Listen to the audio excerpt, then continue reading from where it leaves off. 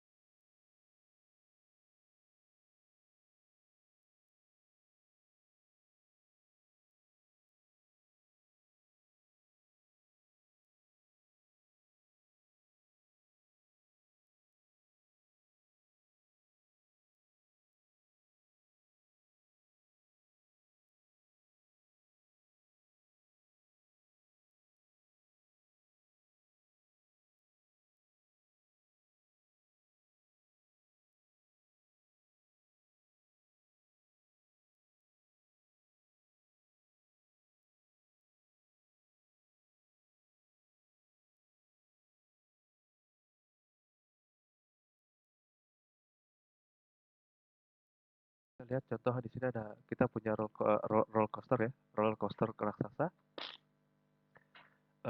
Di sini ada clue-nya di mana satu kita lihat dulu ini roller coaster seperti ini. Clue-nya adalah satu dari yang tercepat di antara roller coaster di dunia adalah Magnum Magnum XL 2000 di Cedar ya, Point Park in Sandusky, Ohio seperti gambar yang dilihat di kanan ini.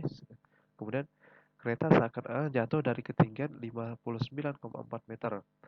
Kita bisa di sini asumsikan bahwa roller coaster ini memiliki kecepatan yang mendekati nol ketika berada di puncak. Jadi ketika dia berada di puncak maka kecepatan nol, dia tidak bergerak. Nah, sekarang kita abaikan juga gesekan dari dan tentu gesekan, kemudian kita diminta untuk menentukan kecepatan kereta tepat ketika berada di bawah. Bagaimana kita selesaikannya? Kita lihat penyelesaiannya ketika di sini W sama dengan nol sehingga rumus hukum kekekalan energi mekaniknya adalah ini setengah mv f kuadrat ditambah mghf sama dengan setengah mv 0 kuadrat ditambah mgh 0. Nah, nanti ya rumus akhirnya adalah seperti di bawah ini Vf sama dengan V0 kuadrat akar V0 kuadrat ditambah 2G dalam kurung H0 min Hf. Nah, bagaimana kita mendapatkan rumus ini? Mari kita lihat, kita copy paste dulu rumus yang tadi, hukum kekekalan energi mekanik. Kita bisa mencoret M karena sama ya, M karena semua memiliki M, dan kita bisa mencoretnya. Artinya dibagi M semua gitu ya. Sehingga menjadi seperti ini, sudah hilang. Nah, ini kemudian kita akan memindahkan GHF ini ke bagian kanan ya. Kita akan pindah ruas menjadi seperti ini, sehingga nanti kita akan mendapatkan VF di sebelah kiri sendiri gitu. Kita bisa pindahkan menjadi minus GHF ya. Kita berarti karena pindah ke kanan menjadi minus GHF. Selanjutnya kita akan kalikan 2 semuanya tadi ya. Kita kalikan 2 sehingga nanti setengah ini hilang. Tinggal VF kuadrat sama dengan V0 kuadrat karena setengahnya juga hilang. Ditambah dengan 2 dikali GH0 min GH1. Nah, sekarang kita akan keluarkan G ini karena sama-sama di dalamnya ada G, kita bisa keluarkan saja menjadi seperti ini dan akhirnya seperti ini ya. Karena untuk menghilangkan kuadrat di bagian VF itu kita bisa sebelah kanan kita bisa akarkan gitu atau kita kali pangkat setengah semua gitu. Baik, kita kembali ke soal tadi, apa yang kita ketahui? Yang pertama adalah V0. V0 itu adalah kecepatan pada bagian paling atas tadi, karena tadi sudah dijelaskan bahwa kecepatan pada bagian puncak itu adalah mendekati 0, sehingga kita di sini ambil 0 meter per second. Percepatan gravitasinya adalah 10 meter per second kuadrat. HF ini adalah tinggi ketika berada di tepat titik terendah gitu, paling rendah roller coaster tadi. Kemudian H0 sendiri tadi paling yang di awal paling atas adalah 59,4 meter. Sehingga ketika kita masukkan ke rumus ini menjadi VF sama dengan 34,1 meter per second. Nah, seperti itu. Untuk menguatkan pengetahuan kita tentang hukum kekekalan mekanika, kita bisa melakukan latihan, bisa dilihat sendiri, dibaca sendiri, nanti dikerjakan ya. Punya latihan lagi, silahkan dicoba dan nanti eh, nah, sekarang kita akan melihat daya. Daya itu seperti apa?